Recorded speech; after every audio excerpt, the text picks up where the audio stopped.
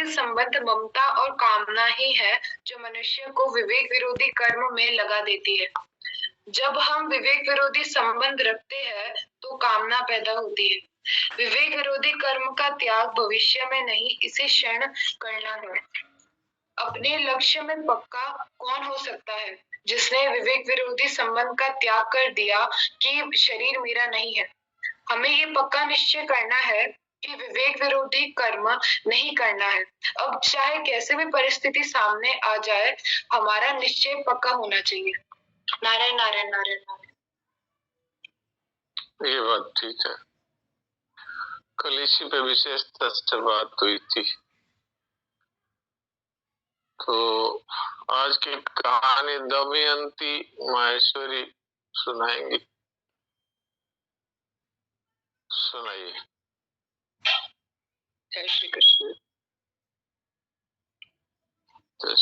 कहानी का शीर्षक है दिखावा। विनोद कुमार जी जैसे ही दुकान में घुसे, दुकान के मालिक ब्रिजमोहन ने उन्हें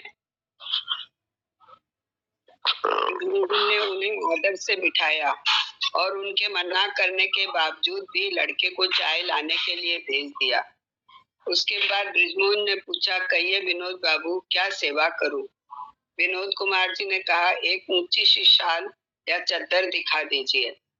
विनोद कुमार ब्रिजमोहन की दुकान के पुराने कस्टमर हैं, इसलिए वो जानते हैं कि विनोद कुमार की पसंद बहुत ऊंची है और पैसों को वो देखते नहीं है। जितनी बढ़िया से बढ़िया शाल का उन्होंने ढेर लगा दिया। विनोद कुमार ने शालों और चद्दरों की क्वालिटी को देखते हुए कहा कि ब्रिजमोहन भाई, इतनी हैवी की कोई जरूरत नहीं है, कुछ हल्की सी शाल या चद्दर दिखा दीजिए। यह सुनकर ब्रिजमोहन को विश्वास नहीं हुआ। उन्होंने कहा, हल्की? और आप क्यों मजाक कर रहे हैं विनोद भाई? भला हल्की शाल का आप क्या करेंगे? विनोद कुमार ने कहा कि ऐसा है ब्रिजमोहन भाई, हमारी बहन उर्मिला है ना, उसकी सास शांति देवी को यह शाल भिजवानी है। उन्होंने कई बार मुझसे कहा कि विनोद बेटा, मुझे एक अच्छी सी गरम शाल ला के दे दो, तेरी पसंद बड़ी अच्छी होती है। पहले भी तूने एक शाल भेजी थी, वो बहुत गर्म थी और कई साल चली थी।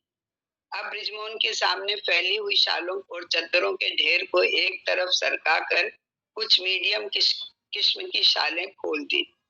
विनोद कुमार ने निषेधात्मक मुद्रा से सिर हिलाते हुए कहा कि और दिखलाओ। ब्रिजमोहन हैरान था, पर ग्राहक की मर्जी के सामने लाचार भी था। उसने सबसे हल्की शालों का बंडल खोला और शालें विनोद कुमार के सामने फैला दी। विनोद कुमार ने उसमें से एक 450 रुपए की शाल चुनी और उसे पैक करवा कर घर ले गए और उसी दिन शाम को वो शाल अपनी बहन की सास को भिजवा दी। शाल पाकर शांति देवी बड़ी खुश हुई। बात यह नहीं थी कि शांति देवी के घर में कोई चीजों की कमी थी या उसके बेटे बहू उसके लिए कुछ ला कर नहीं देते थे, पर वो अपने रिश्तेदारों पर भी अपना हक समझती थी और जताती थी भी। विनोद पर तो ये और भी ज्यादा अपना हक जताती थी, क्योंकि विनोद उसे बहुत अच्छा लगता था। लेकिन विनोद की भेजी हुई शाल वो 4-5 बार ही ओढ़ पाई होगी। एक दिन रात को उनके सीने में तेज दर्द हुआ और वो 2 दिन बाद ही रात को 12 बजे के आसपास इस संसार से विदा हो गई। उनकी अंत्येष्टि के लिए अगले दिन दोपहर में 12 बजे का समय निश्चित किया गया।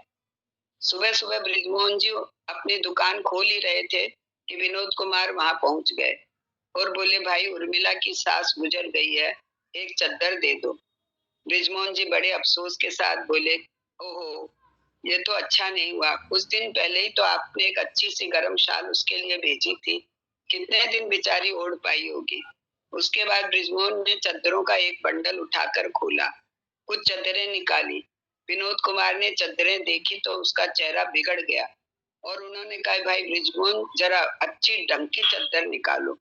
कई बंडल खुलवाने के बाद विनोद कुमार ने जो चद्दर पसंद की उसकी कीमत 2500 रुपए थी। ब्रिजमोहन ने कहा, विनोद बाबू, वैसे तो आपकी मर्जी है, पर मुर्दे पर इतनी महंगी शाल चद्दर कौन डालता है? विनोद कुमार ने कहा, ब्रिजमोहन जी, बात महंगे और सस्ते की नहीं है, हैसियत की होती है। उर्मिला के ससुराल वालों को और दूसरे रिश्तेदारों को पता चलना चाहिए कि उर्मिला के भाई की हैसियत क्या है, उनकी पसंद कितनी ऊंची है। दोस्तों, मुझे याद है मेरे पिताजी अक्सर ये बात कहते थे, मुर्दे को पूजे ये दुनिया, जिंदे की इज्जत कुछ भी नहीं। मतलब है जितना अपनेपन का दिखावा और मरने वालों इंसान पर लोग करते हैं, परिवार वाले उसके बाद करते हैं। अगर जीते जी उनका सहारा बन जाए तो शायद बात कुछ और ही हो जाए। कहने को मरने वाले को कंधा देने का पुण्य मानते हैं लोग, पर वही कंधा सहारा जीते जी को दे दे तो बात कुछ और ही होती है। नारायण नारायण नारायण। हाँ, ये बात है। तो दिखावे के लिए ज्यादा पैसे खर्च करते हैं और वास्तविकता के लिए कम। ये संसार की हालत।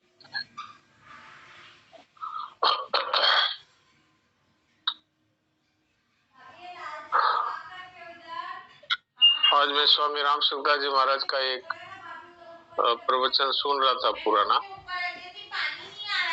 उसमें भी उन्होंने यही बात कही थी कि हमारे ज्यादा साधकों का ध्यान रहता है कि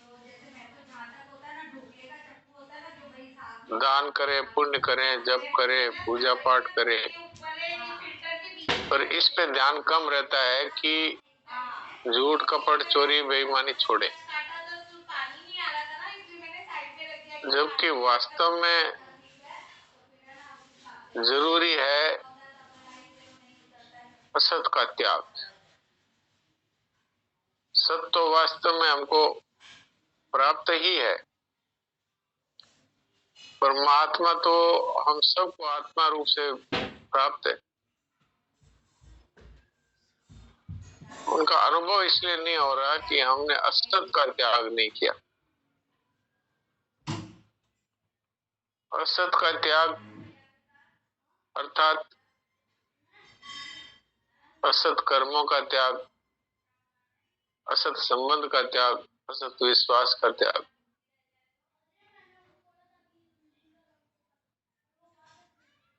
अर्थात विवेक विरोधी संबंध का त्याग, विवेक विरोधी विश्वास का त्याग, विवेक विरोधी कर्म का त्याग। असत का त्याग है, ये मुख्य है। सत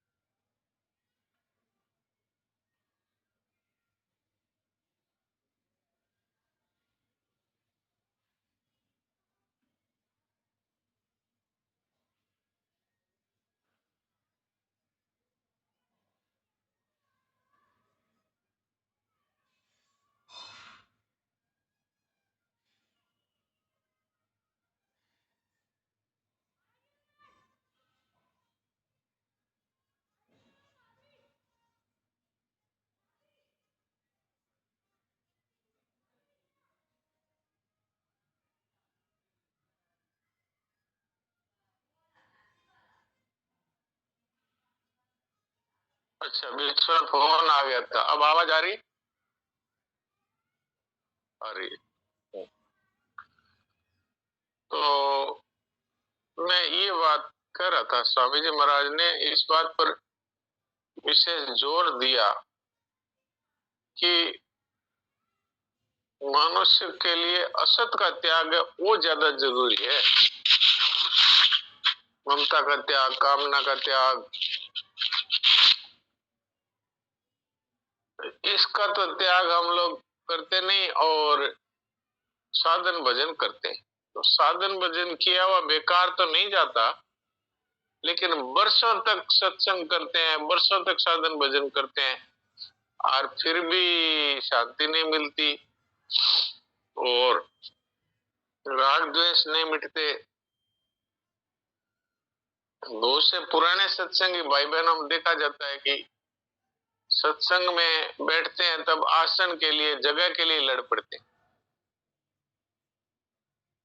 तो आप सोचिए कि जो बैठने की जगह के लिए लड़ पड़ते हैं तो उनका साधन की स्थिति क्या होगी।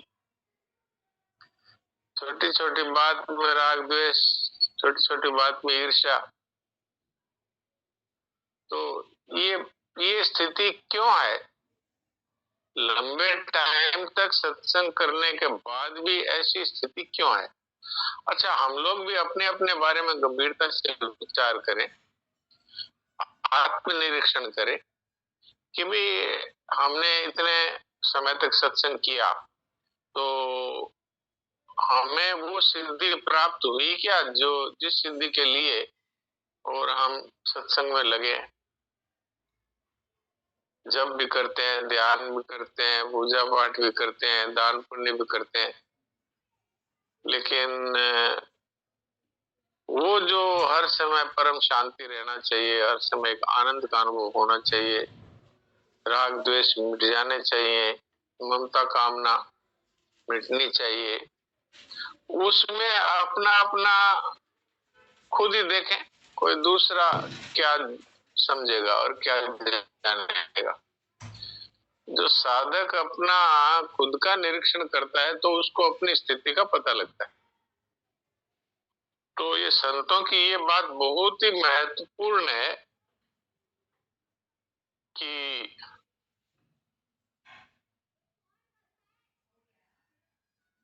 जाने वे असत का त्याग करता है। तो आप कहेंगे भाई ये कैसे हो? तो इसमें सीधी और सरल बात यह है कि हम वो नहीं करेंगे जिसको हम गलत समझते हैं। यहां से शुरू कर दें। भाई अब शास्त्रों का अध्ययन किया हुआ नहीं है, क्या करना है क्या नहीं करना है, कोई बात नहीं। भगवान हमारे हृदय में विराजमान। हमें जो मालूम है कि ये ठीक नहीं है, हमें पता है कि ममता ठीक नहीं है क्योंकि ममता से रोना पड़ता है, ममता से जन्म मरण होता है। तो अब ममता हम नहीं करें। तो ममता छोड़ने का सरल तरीका क्या है कि सब कुछ भगवान का है ये मान ले। तो ये सरल है उपाय। नहीं तो पता नहीं लगता मेरी ममता छूट गई कि नहीं छूट गई, कैसे छोड़ूं। क्या कोई ममता ऐसी चीज है जो उठा के उधर पटक दे? तो पता नहीं मेरी छुट्टी कि नहीं छुट्टी, कैसे छोड़ूं। तो सीधा सरल तरीका है कि जो चीजें आज तक हम अपनी मानते थे, परिवार को, धन को, वस्तुओं को, शरीर को, मन बुद्धि को, इंद्रियों को, तो अब ये कह दे हे प्रभु ये सारी आप सब आपको समर्पित है तो उनकी। हमने तो बेईमानी से उनको मेरा माना। तो आज से ये निर्णय कर लें तो इसमें तो कोई कठिनता नहीं। अब ये बात है कि हमने सच्चे हृदय से यदि भगवान को दे दी तो अब उनके खो जाने पर, उनके वियोग पर हमें दुख नहीं होगा। जैसे हम कोई वस्तु ब्राह्मण को दे देते हैं, तो दे देते हैं तो फिर उसके बारे में हमको कोई चिंता नहीं होती उसने उसका क्या किया। कोई कपड़ा हमने दिया तो उसको उसने पहना कि किसी को दे दिया कि बेच दिया, हमें इससे कोई मतलब नहीं रहता। क्यों? हमारा नहीं, हमने दे दिया। ऐसे भगवान को दे दिया तो अब भगवान उसको रखें, मिटाएं, बदलें। तो हमें अगर उसका दुख होता है तो अभी हमने भगवान को कहाँ दिया। सुनने में तो थोड़ा कठिन लगता है पर बात ये सच्ची है कि हमने यदि परिवार को भगवान को सौंप दिया तो परिवार का कोई सदस्य यदि भगवान उठा ले तो हमारा रोना जो है वो बेईमानी का लक्षण है। लोग लोगों में बैठ करके और शोक संवेदना प्रकट करना, ये तो अलग बात है। ये तो सामाजिक दृष्टि से कह सकते हैं कि भाई भाई ये तो समझो कि किसी का बेटा चला गया, तो ये कहना ही उचित होता है कि भाई देखो हमारा कोई वश चलता नहीं है और भगवान है जो जो करते हैं, भगवान है, उन पे हमारा कोई जोर नहीं है भाई। मन में तो यही बात समझनी चाहिए कि भगवान जो करते हैं उसमें मंगल है। अगर ये बात हमारे मन में आती है तो हमने वास्तव में ममता का त्याग कर दिया। लेकिन हम दुखी हो जाते हैं तो फिर इसका अर्थ ये है कि हमने कह तो दिया मुंह से ये भगवान का है, तेरा तेरे अर्पण क्या लागे मेरा, लेकिन जब चला गया तो रोने बैठ गए, तो ये तो बेईमानी हो गई ना। तो अपने अपने अपने बारे में हम जितना जान सकते हैं उतना दूसरा नहीं जान सकता। अब रही बात है कि कामना है वो असत है, तो कामना को रखना, असत का त्याग करना है तो कामना को रखना तो ठीक नहीं है। तो कामना नहीं रखने का सरल उपाय क्या है? उसका भी यही है कि भगवान जो करते हैं उसमें हमारा मंगल है। तो अब कामना मिट गई। अब बहुत लोग कहते हैं हमें तो पता ही नहीं लगता हमारे कामना है कि नहीं है। पता तो तब लगेगा ना जब आपके मन के विरुद्ध होगा और फिर आपको दुख नहीं होगा, क्योंकि भगवान ने जो किया है उसमें मंगल है। किसी को उठा लिया तो उठा लिया और घाटा लग गया तो लग गया, वो तो भगवान के द्वारा जो होता है उसमें हमारा मंगल है। तब पक्का बात है कि कामना छोड़ दी। तो असत है ये कामना, असत का त्याग करना। तो असत का त्याग मुख्य है। सत की प्राप्ति के लिए प्रयत्न करने की आवश्यकता नहीं है। महाराज जी ने अपने प्रवचन में इसमें एक उदाहरण दिया कि जैसे हम कुआं खोदते हैं, तो कुआं खोदते हैं तो हम जो पानी को पैदा नहीं करते, पानी तो पहले से है, उसके ऊपर जो आड़ आई हुई है उसको हटा देते हैं, पत्थर है, मिट्टी है, उसको हटा देते हैं, पानी प्रकट हो जाता है। ऐसे सत है वो प्रकट हो जाता है। असत का कूड़ा कचरा हटाया, हटाते ही सत प्रकट हो जाए। लेकिन हम क्या करते हैं? सत की प्राप्ति के लिए तो प्रयत्न करते हैं लेकिन असत को नहीं छोड़ते। ये एक बहुत ही समझ करके और जीवन में उतारने की बात है। तो इस पर सभी गंभीरता से विचार करें तो बड़ा अच्छा होगा। हमने विवेक विरोधी संबंध के त्याग की बात की है, विवेक विरोधी विश्वास के त्याग की बात कही है सगनानंद जी महाराज के वचनों में सुन करके। तो ये असत के त्याग की बात है। तो असत का त्याग मुख्य है। सत्य की प्राप्ति के लिए कोई प्रयत्न करने की आवश्यकता नहीं है, सत्य तो प्रकट हो जाएगा। जैसे मिट्टी और पत्थर हटाते जाओ तो नीचे से पानी निकल जाएगा। पानी कोई हमने बनाया थोड़ी हो अपने आप, वो तो है ही पहले से। ऐसे सत्य परमात्मा तो पहले से है, उस पे हमने जो ममता और कामना का जो कूड़ा कचरा डाल रखा था वो हमने हटा दिया, हटाते ही वो प्रकट हो गए। परमात्मा तो हमारे हृदय देश में आत्मा के रूप में विराजमान ही है। उनका अनुभव क्यों नहीं होता कि हमने ममता कामना का कचरा उनके ऊपर डाल रखा है? वो हम हटाते नहीं और कोशिश करते हैं कि किसी तरह भगवान को वश में कर ले, भगवान के दर्शन हो जाए।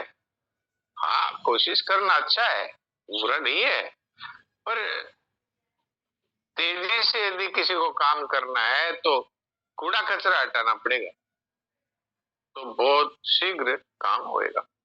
और ये मैंने महाराज जी का एक प्रवचन सुना, आज किसी ने मुझे भेजा था, तो मेरे मन में आई कि जो हमारा प्रसंग चल रहा है उससे मिलती जुलती बात है, तो इसलिए आपकी सेवा में रख दी।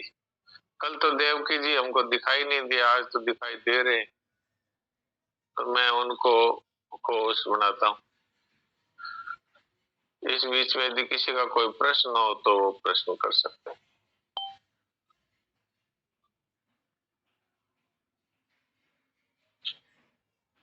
हाँ देवकी जी कुछ सुना दीजिए। सीता देवी क्या, अरे सीता देवी क्या कहती है पहले उनसे पूछ लेते हैं। सीता देवी से पूछते हैं वो क्या बोल रही है।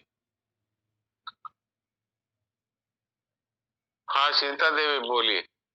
राम राम प्रणाम। राम राम प्रणाम।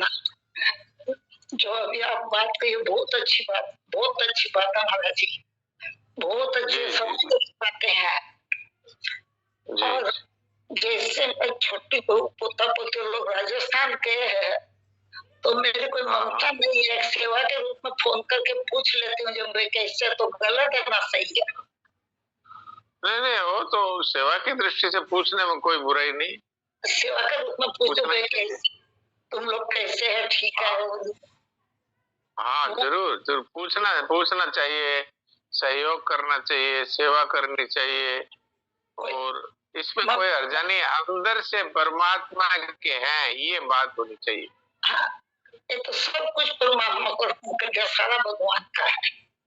और कोई कहते पूछने में भी कोई हर्जा नहीं है, और आए तो उनकी सेवा करने में भी कोई हर्जा नहीं है।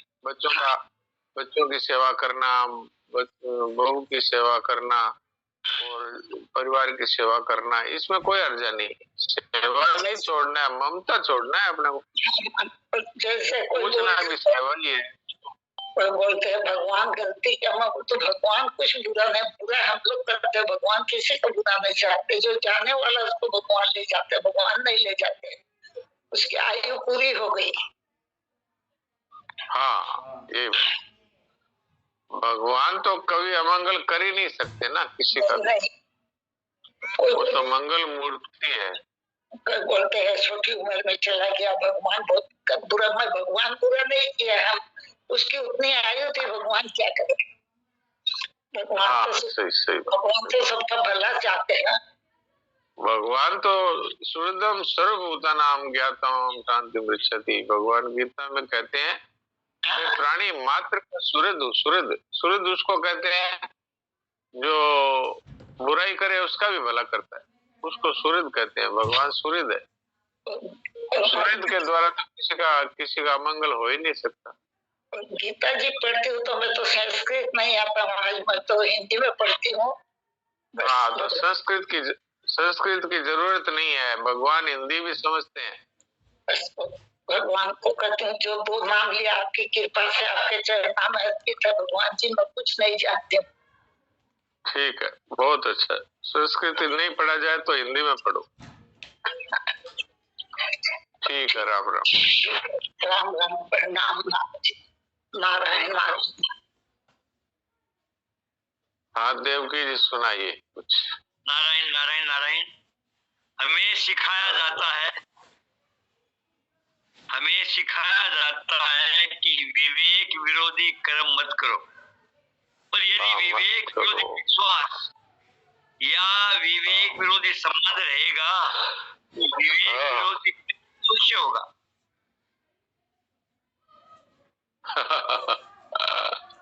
विवेक विरोधी विश्वास और संबंध रहेगा तो विवेक विरोधी कर्म होगा। तो यही बात जो मैंने आप सेवा में रखी। हाँ जी, इसीलिए सबसे पहले विवेक विरोधी संबंध और विश्वास का नाश आवश्यक है। उनका बनाए रखने से ऐसा धन का नाश होगा ही नहीं। शरीर की ममता वो तो खुद ही असाधन ही है। तो विवेक विरोधी विश्वास और विवेक विरोधी संबंध ये तो खुद असाधन की जड़ है। तो ये रहेगा तब तक असाधन का नाश कैसे होगा? विवेक विरोधी विश्वास क्या है? संबंध की तो बात मैंने कही, विश्वास की बात कहता हूँ। अब जैसे हम धन पर विश्वास करते हैं कि भाई धन से सब कुछ होता है। अच्छा, अब धन पड़ा हुआ है और करोड़ों रुपए पड़े हैं और एक धनपति आदमी है वो मर रहा है। अब रुपए पड़े, डॉक्टर खड़े, रुपयों की कमी नहीं है, वो फिर भी मर रहा है, बीमारी ठीक नहीं हो रही। तो हमने धन पर विश्वास किया तो धन ने क्या किया? क्या हमारे विश्वास के अनुसार हमारा काम किया? नहीं किया, क्योंकि धन बेचारा जड़ है, वो जानता नहीं। भगवान तो चेतन है, वो तो जानते हैं कि ये मुझसे प्यार करता है, लेकिन धन तो ये जानता नहीं कि ये मुझसे इतना प्यार करता है तो मैं इसका काम करूं। ऐसे ही आप बुरा नहीं मानना, हम अपने बेटे पर विश्वास करते हैं, लेकिन मैंने ऐसे लोगों को देखा है जिनके 2-2, 3-3 बेटे हैं, वो बहू है और वो बुढ़ा बुढ़ी है जो खुद रोटी बना रहे हैं। उनसे पूछते हैं, भाई क्या आप आते हो, आपके बेटे हैं? बोले बेटे सब नौकरी लग गए, सबके पास पैसा है, वो कोई पूछते ही नहीं। अब हमको दिखता भी नहीं है, ठीक से चला जाता भी नहीं है, फिर भी ये नौकरी रोटी बना रही है, क्या करूं? ये बुढ़ा बुढ़ी की बात है हमारे सामने। ये आते हैं, वो मेरे यहाँ प्राय आते हैं, रोगी है। तो ऐसी घटनाएं देखने आती है, जिन पर हम विश्वास करते हैं वही धोखा देते हैं। तो ये पूरा संसार जो है ना, ये विश्वास करने लायक नहीं है, सेवा करने लायक है। अपने सेवा कर दो बस, विश्वास नहीं, असत का विश्वास है। अरे भाई, विवेक विरोधी विश्वास करोगे तो रोना पड़ेगा। जैसे धन है, उस पर विश्वास करो तो रोना पड़ेगा, परिवार पर विश्वास करोगे तो रोना पड़ेगा। किसी पर भी विश्वास नहीं कर सकते एक भगवान के सिवा। तो भगवान के सिवाय यदि हम किसी पर भी विश्वास करते हैं तो ये विवेक विरोधी विश्वास है। इसमें किसी को कोई संदेह हो तो हाथ खड़ा करें और इसमें प्रश्न करें। हाँ देवकी जी। हाँ, शरीर की ममता विवेक विरोधी संबंध है। यदि वह बना रहा तो मोर्चा करने के बाद भी यदि किसी ने परिणाम नहीं किया तो उसका भी नाश कर बैठेंगे और अपना भी। शरीर पे यदि ममता होगी तो कोई प्रणाम नहीं करेगा तो उसको श्राप दे देंगे, तो उसका भी नाश किया और खुद का भी नाश किया। श्राप दे देगा वो। यदि हम विवेक विरोधी संबंध का त्याग कर देते हैं तो हमें ये मानना पड़ेगा कि ये शरीर हमारा नहीं है, इंद्रियां हमारी नहीं है, मन बुद्धि और प्राण हमारे नहीं है, जागृत स्वप्न और सुषुप्ति अवस्थाएं हमारी नहीं है, तथा स्थूल सूक्ष्म कारण शरीर हमारे नहीं है। इनके मानने का परिणाम बड़ा सुंदर निकलेगा। यदि स्थूल शरीर की ममता छोड़ दो तो कर्म की आसक्ति विदा हो जाएगी जी। यदि सूक्ष्म शरीर की ममता छोड़ दो तो चिंतन की आसक्ति विदा हो जाएगी जी जी। यदि कारण शरीर की ममता छोड़ दो तो स्थिति की आसक्ति नहीं रहेगी। अब इस पर हम कल गंभीरता से विचार करेंगे। एक कारण स्थूल शरीर, सूक्ष्म शरीर, कारण शरीर, इनकी आसक्ति, इनकी ममता छोड़ने से क्या लाभ है। अभी समय कुछ ही सेकंड शेष रह गया है, इसलिए सभी लोग अपने हृदय में विराजमान परमात्मा के साथ अपनी एकता का अनुभव करते हुए शांत हो जाए।